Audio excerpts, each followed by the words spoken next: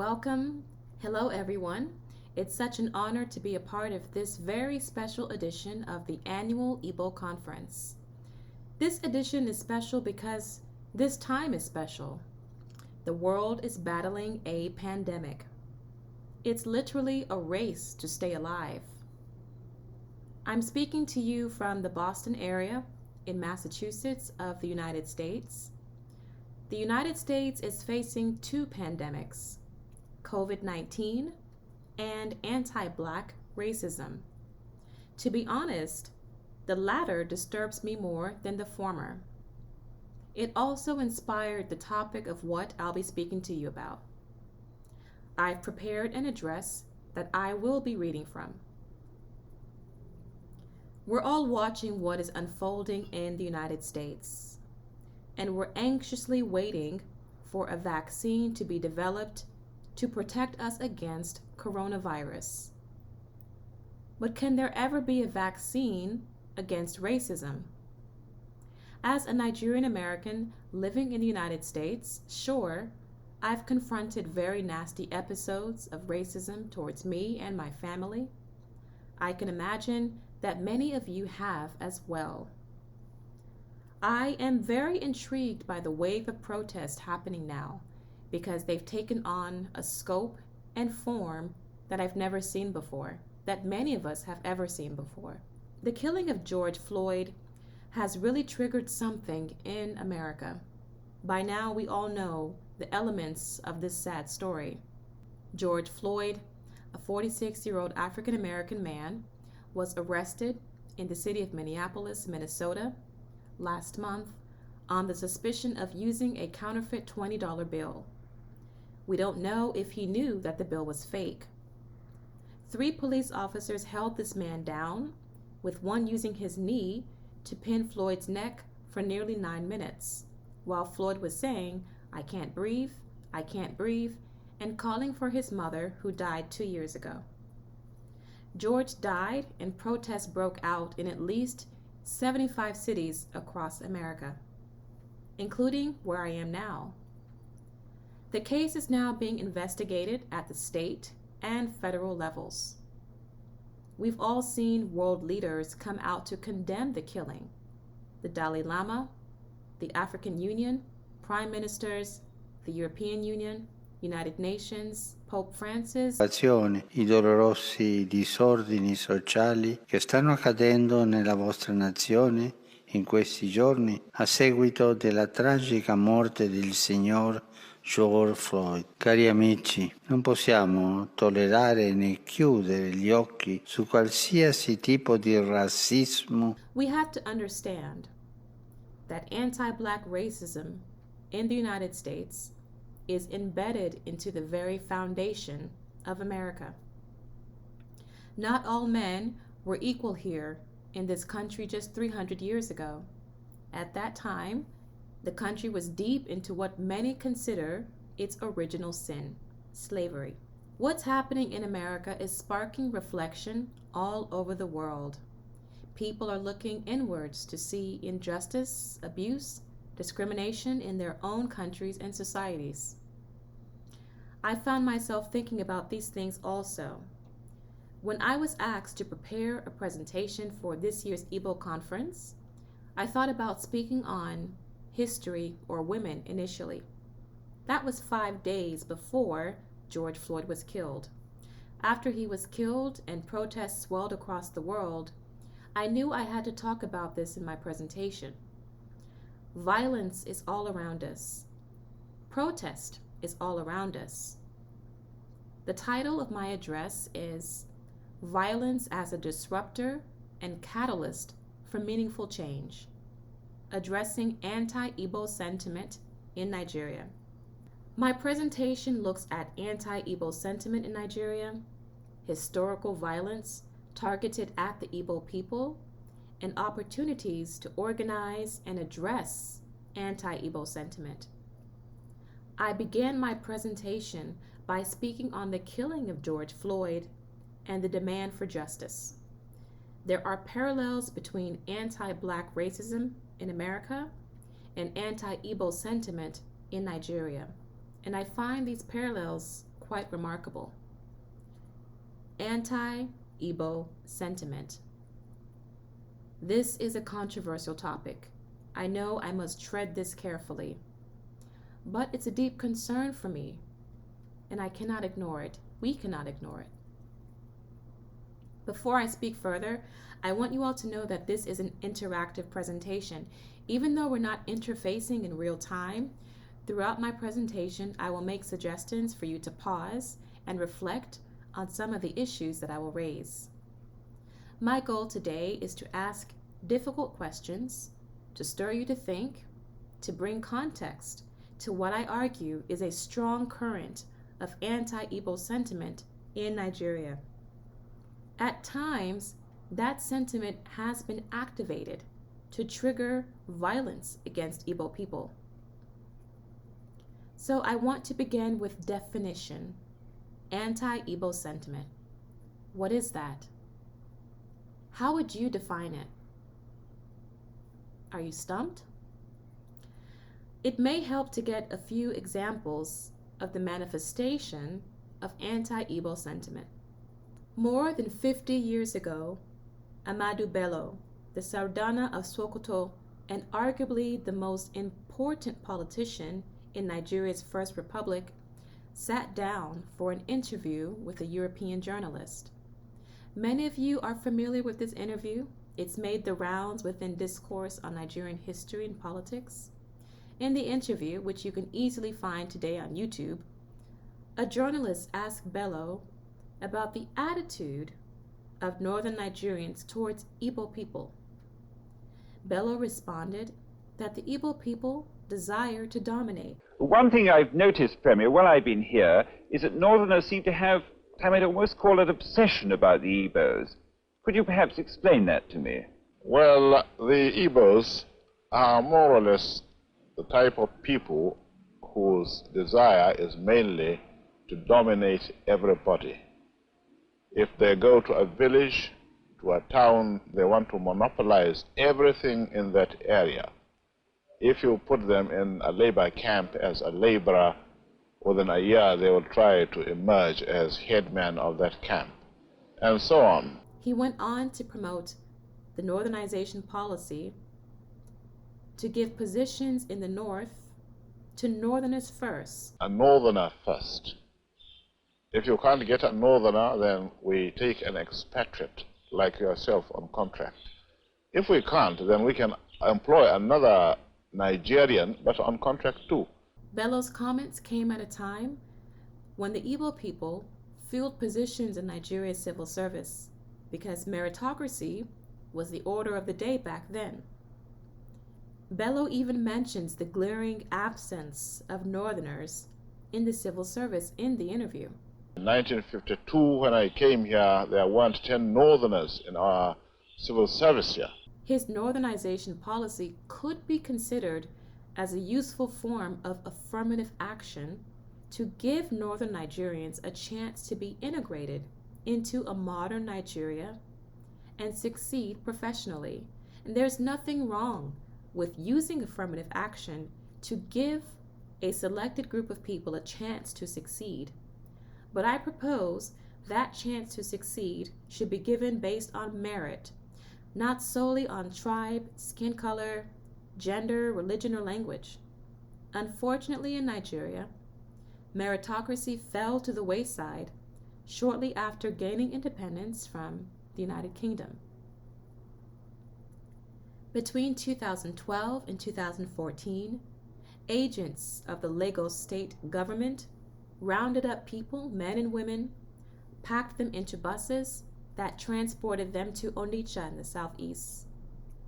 There's a lot of debate on how many people were actually rounded up.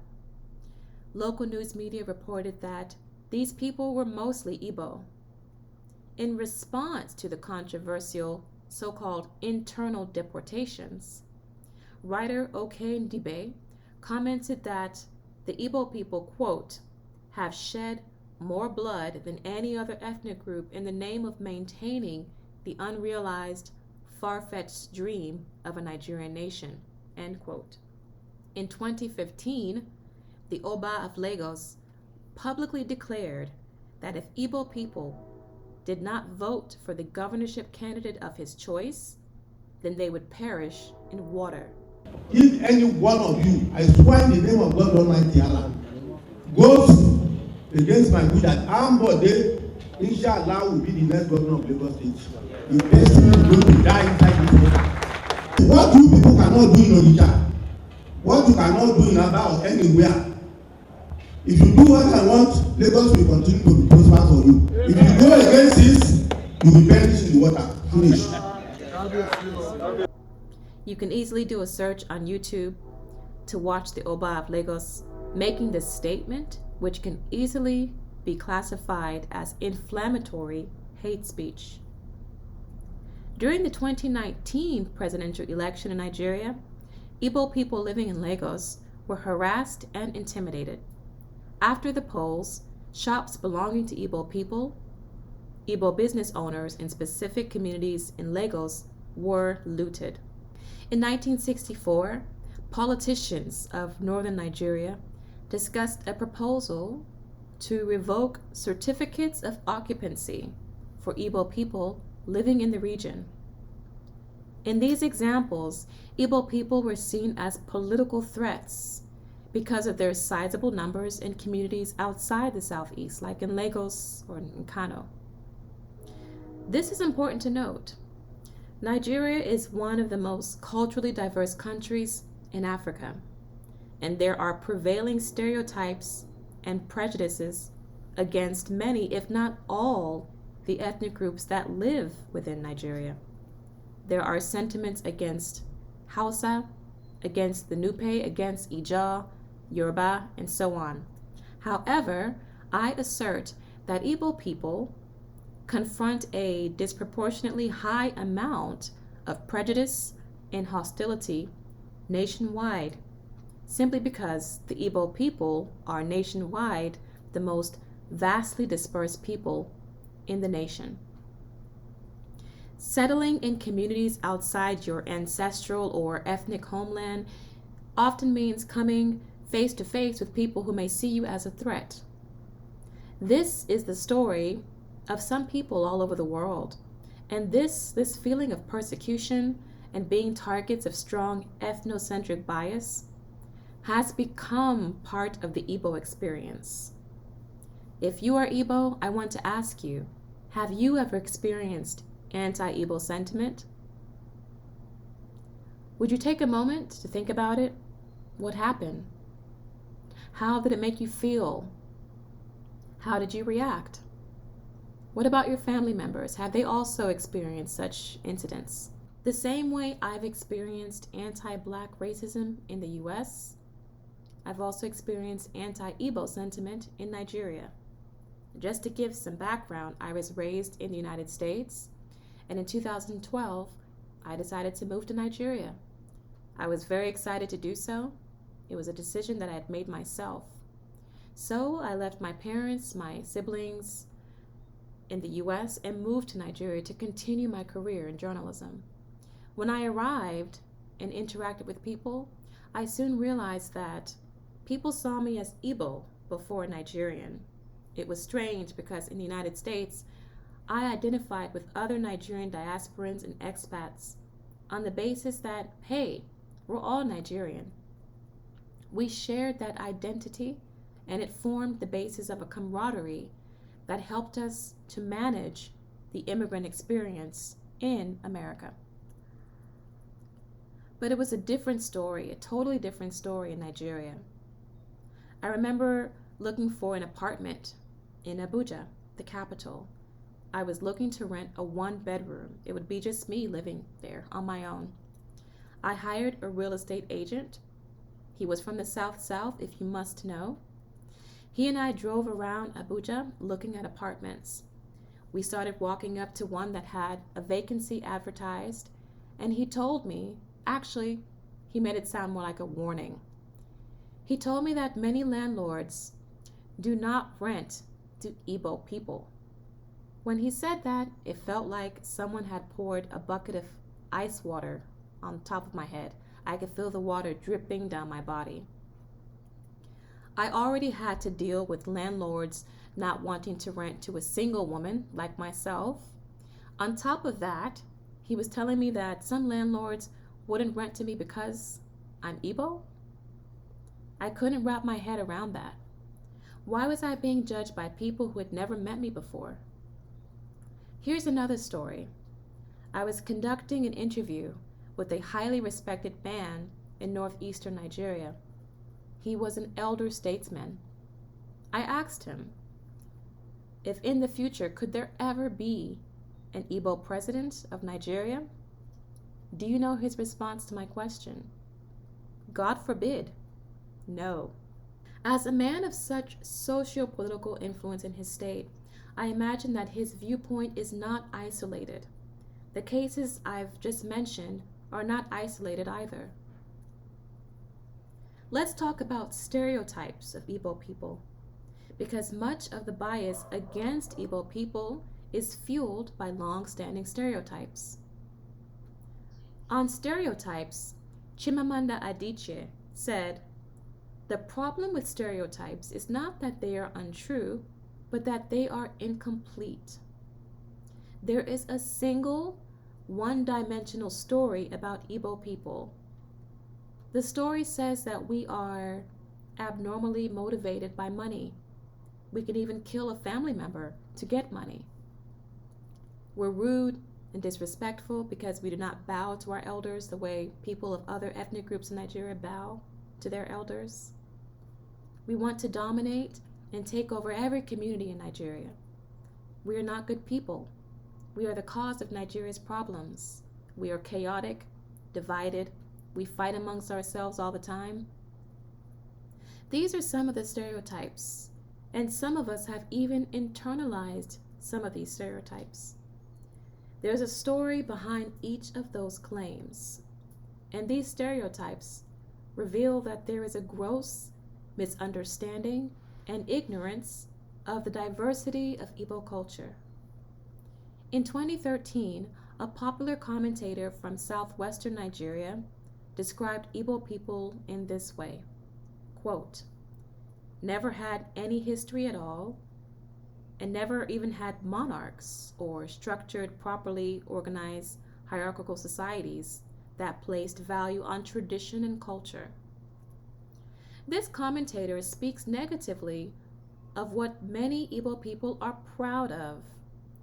That's the decentralized nature, structure of traditional governance in Igbo communities. The misunderstanding and disdain for that style of governance is really at the heart of the lingering tensions and biases against Igbo people. The money-hungry stereotype. Over the years, I've come across deductions that explain where that typecast comes from, and many of them attribute that stereotype to some of the consequences of the 1967 to 1970 Nigerian Biafran War, which left the Igbo people in abject poverty. In order to rise up from that poverty, they had to chase financial pursuits. They had to accumulate money. Here's another story. A few years ago, I attended a baby shower in Nigeria. A friend of mine who was from northern Nigeria was celebrating the birth of his child. At the baby shower, I was able to get close to the newborn. He was a beautiful baby with lovely, soft cheeks. I took some money out of my purse.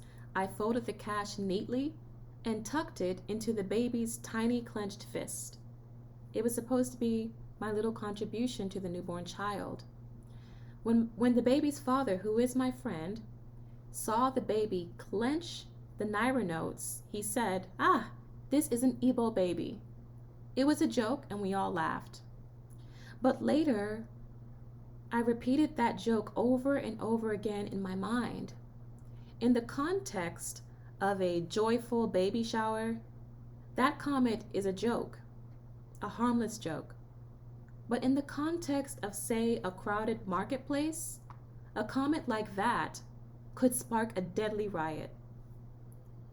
Stereotypes are dangerous because they have the potential to spark riots. they have the potential to lead people to kill.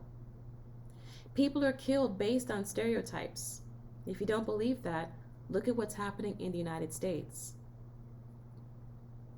In America, there's a prevailing stereotype that African American men are aggressive and are perpetually sexually desiring white women.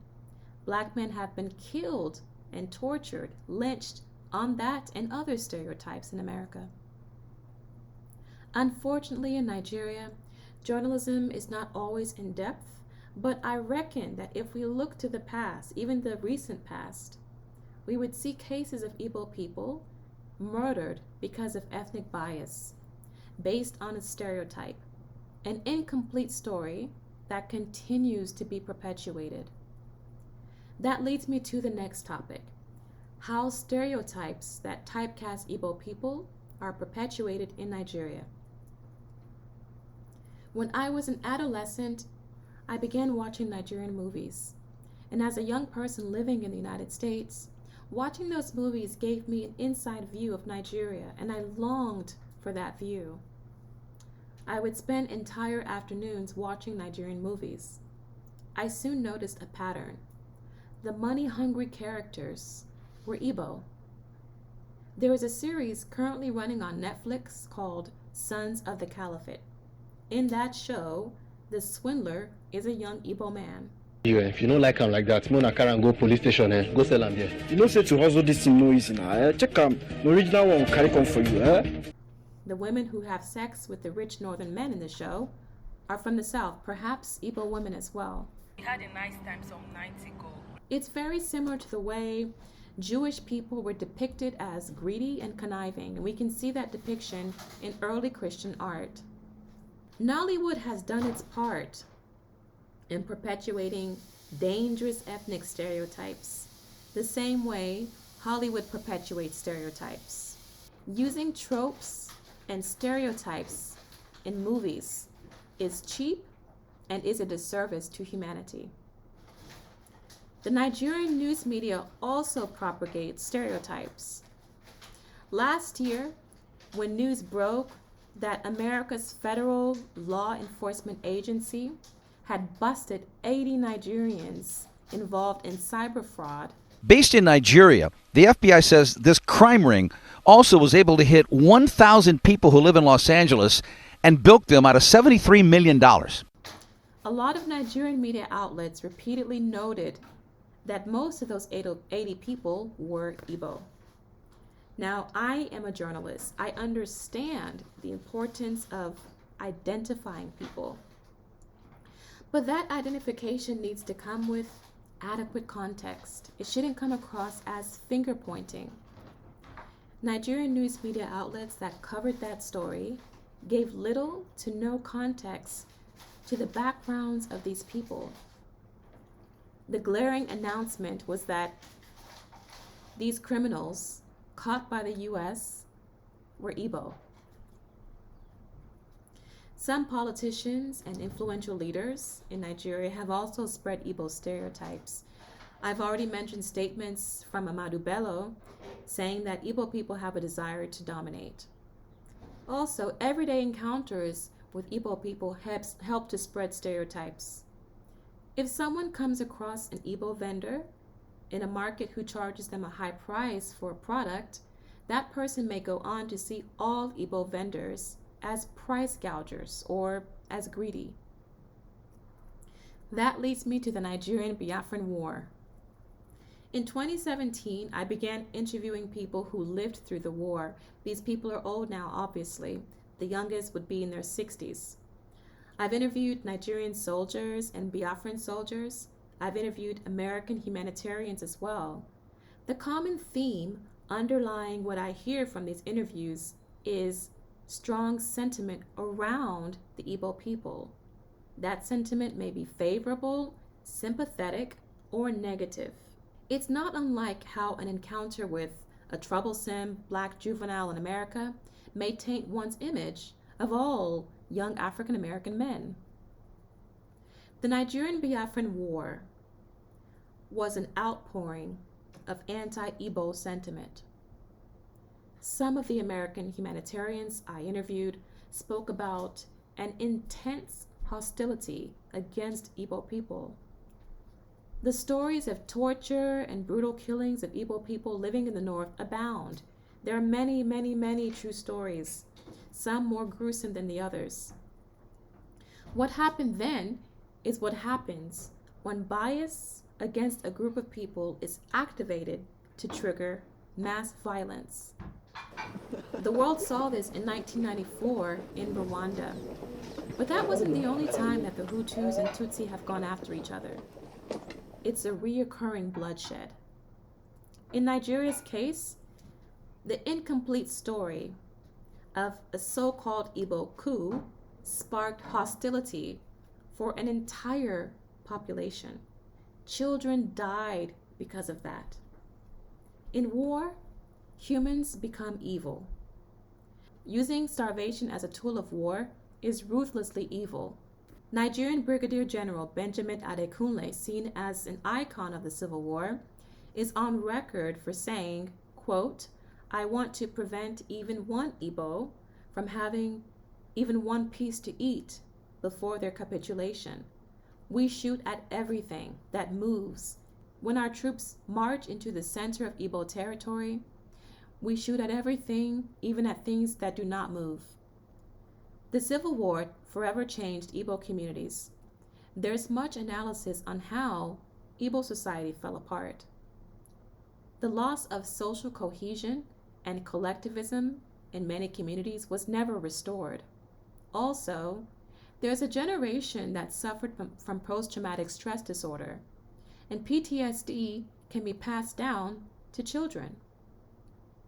The fact that many older Igbo people do not want to talk about what they went through during the war is oftentimes evidence of PTSD. Around the world, there are so many cases in history of people who experienced mass violence in their communities and agreed to a code of silence. They choose not to speak about the horrors of what they saw. If you haven't heard about the Rosewood Massacre in 1923 in the US, I urge you to look it up. Many Igbo people are still carrying pain from the war. And they killed, just killing Igbos at random. In my compound, we saw several skeletons. The economic impact of the war still exists also. Lots of towns have not fully recovered. Infrastructure is broken, and remnants of the war are not hard to find. The war's memory lingers in bullet-ridden structures all over southeastern Nigeria. When we speak of the economic impact of anti-Igbo sentiment, there is no estimate that can properly quantify the financial loss that Igbo business people living across Nigeria have experienced when their businesses were destroyed in riots or political unrest. Now, I briefly want to mention resistance. At times, Igbo people have come together to resist and combat violence and oppression. During the transatlantic slave trade, in some places, slave merchants considered Igbo slaves as a risky investment because it was believed that Igbo slaves were prone to committing suicide. Suicide was a tool of resistance against oppression, against slavery. The urban legend known as Igbo landing exemplifies this. As the legend goes, in 1803, a group of Igbo people captured as slaves and shipped to the American state of Georgia revolted. They grabbed control of the ship and drowned their captors. Then they walked together into a body of water and committed suicide. Today, African Americans pass on that story of Igbo landing as a testament to resistance against oppression. It also speaks to the will of people who were determined to live freely, to live on their own terms. During the Nigerian Civil War, Hundreds and thousands of men joined the Biafran army, and women joined support groups. The war effort produced scientific innovation. This is well documented, so there's no need for me to go into much detail on that. I would like to reference a 2005 academic paper out of the University of Wyoming. It's called Lessons from Biafra: The Structuration of Socially Relevant Science in the Research and Production Directorate. The war effort produced media as well. With Radio Biafra, we see mass communication as a tool for resistance. Their resistance was acknowledged by the small number of countries that recognized Biafra's statehood: Haiti, Tanzania, Cote d'Ivoire. The rise of Igbo people up from sudden poverty through economic revival in post-war Nigeria can also be seen as a tool for resistance, a tool for survival. In places like Newi, we all see that large-scale commerce and industry emerged alongside entrepreneurship. The 1949 massacre of coal miners in Enugu, who spoke up against poor working and living conditions, is also a story of organized resistance, as are the formation of nationalist and secessionist movements such as MASSOB and IPOB, whatever you and I may think of them. To round up this presentation, I would like to offer opportunities and pathways for thoughtful, organized resistance. I believe the best way to resist and combat anti-Igbo sentiment is to build stronger Igbo communities. This is not a call for nationalism, nor tribalism, nor ethnocentrism. This is a call for cohesion and conscious learning of who we are and what we stand for as a people. Outside of Nigeria, in the US and in Europe, there are several Igbo cultural organizations, and these organizations are immensely important, and they have the potential to bring more unity among Southeast Nigerians living abroad. So first of all, cultural Igbo groups. Let's establish them, let's support them. I specifically called for these groups to be formed outside of Nigeria and around the world. Secondly, financial investment groups to support businesses in Southeast Nigeria. Whatever happens in the future of Nigeria, the Southeast should be economically vibrant. It should be economically diverse. It should have deep investment and be a hub for scientific, academic, and artistic innovation. Number 3, intergenerational dialogue.